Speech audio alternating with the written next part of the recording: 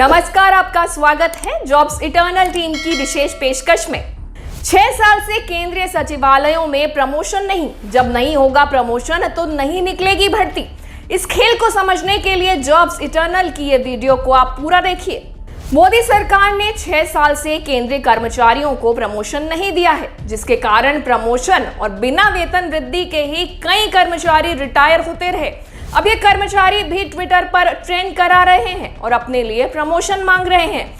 हिंदू की रिपोर्ट से पता चलता है कि केंद्रीय सचिवालयों में 6 साल से प्रमोशन बंद है। मैं जानना चाहूंगी कि बिना प्रमोशन के रिटायर हुए ऐसे अफसरों में कितने भक्त हो गए थे और मुस्लिम विरोधी राजनीति में आनंद प्राप्त कर रहे थे, और अब जब उनके प्रमोशन का चांस खत्म हो गया है, उन्हें इस नफरती राष्ट्रवाद से कितनी ऊर्जा मिलती है। जाहिर है कर्मचारी झूठ ही बोलेंगे कि उनका काम देश की सेवा करना है, उन्हें राजनीति से मतलब नहीं है। इस नफरत की आग में आप ही नहीं जले हैं, अब का वो बच्चा भी जला है जो भर्ती नहीं निकलने से बेरोजगार बैठा है।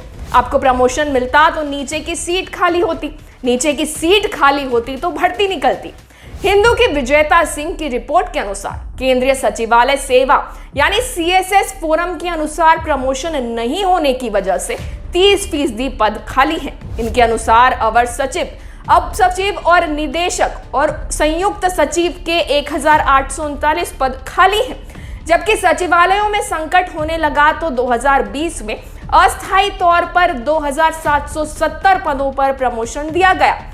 इसके बाद भी 1800 पदों पर प्रमोशन होना है, भर्ती खाली है। अब सोचिए 4400 अफसरों में से 60% से अधिक अस्थायी रूप से प्रमोशन लेकर काम कर रहे हैं। यह हाल है खूब काम करने वाली मोदी सरकार का। 2014 से प्रमोशन नहीं हुआ है, 6 साल निकल गए। इस दौरान प्रमोशन और अधिक सैलरी के इंतजार में कितने ही लोग रिटायर कर गए। प्रमोशन में आरक्षण का मामला सुप्रीम कोर्ट में चल रहा है।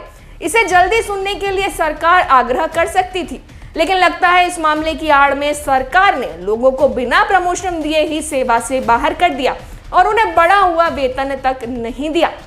हिंदू की रिपोर्ट में कर्मचारियों ने कहा है कि कई विभागों में कोर्ट के केस के बाद भी प्रमोशन हुए हैं, बस केंद्रीय सचिवालय की सेवा में प्रमोशन नहीं हुए। 2014 से प्रमोशन न होने के कारण केंद्रीय सचिवालय ने एक और संकट को जन्म दिया होगा। बिना अवर सचिव, उप सचिव के काम कैसे होता होगा? इनकी विश्वसनीयता और पारदर्शिता कैसी होती होगी? इसकी सच्चाई तो यही लोग बता सकते हैं, हम तो केवल अनुमान लगा सकते हैं। हमें यह समझ आ रहा है कि इतने सीनियर लेवल पर 30% पद खाली होने से IAS पर कितना दबाव पड़ता होगा, उसकी जान निकल जाती होगी काम करने में।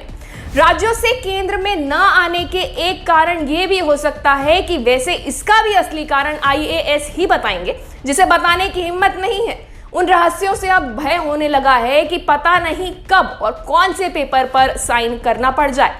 मैं बस जानना चाहती हूं कि ऐसा क्यों है? फाइल कहां से बनकर आती है और कहां चली जाती है?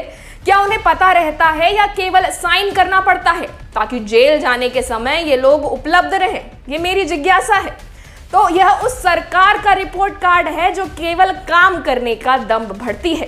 केंद्रीय सचिवालयों में प्रमोशन के पद को खाली रखकर सरकार ने भारत के युवाओं को बेरोजगार रखने में काफी मदद की है। अपना भविष्य संवारने के लिए यह एक बेहतर नौकरी थी।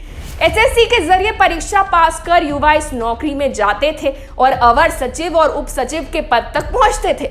अच्छा हुआ कि युवा मुस्लिम विरोधी राजनीति की आंधी में नफरत का नशा ले रहे थे, वरना ये सब पता चल जाता। तो 6 साल के दौरान प्रमोशन के इंतजार में रिटायर हो गए केंद्रीय सचिवालय के उन कर्मचारियों के सपने इन दिनों किस तरह के हैं? काश इसके बारे में कोई सच बता देता। और अब जब प्रमोशन नहीं मिल रहा तो मौजूदा कर्मचारियों को कैसा लग रहा है? आरक्षण से नफरत के नाम पर सबके लिए नौकरी और प्रमोशन दोनों बंद है। सरकार और राजनीति को फायदा है कि आप आरक्षण से नफरत कर अपने दिमाग की तर्क शक्ति को बहुतर कर दें, ताकि उसकी आड़ में ना भर्ती निकले और ना प्रमोशन हो। मेरी ये बात अभी समझ नहीं आएगी, लेकिन 20 साल बाद आपको ये बात जरूर समझ आएगी। अमित शाह को भी पता है कि बेरोजगारी के बाद भी नौजवान उन्हीं को वोट करेंगे, तभी तो वे बेरोजगारों से नहीं मिल रहे हैं, जाट नेताओं से मिल रहे हैं। इसकी खबर मोटी मोटी छपवाई जा रही है। अमित शाह को पता है कि जाट नाराज हैं और वोट नहीं कर सकते। लोग जाट के आधार पर नाराज होते हैं, जात के आधार पर खुश हो जाते हैं। नौकरी के नाम पर कोई नाराज नहीं होता। ऐसा होता तो अमित शाह इलाहाबाद के उस लॉज का दौरा कर रहे थे जिसके कमरों से पुलिस ने खींचकर छात्रों को निकाला, और वही सब किया जिसे पीटना कहते हैं। अमित शाह जानते हैं कि जिस नौजवान के खिलाफ पुलिस केस कर रही है वह भी वोट देगा और उसके परिवार के लोग भी वोट देंगे। बाकी आप तो समझदार हैं ही। इस पेशकश पर क्या है आपकी राय, हमें कमेंट करके जरूर बताएं और देखते रहिए जॉब्स इटर्नल की विशेष पेशकश।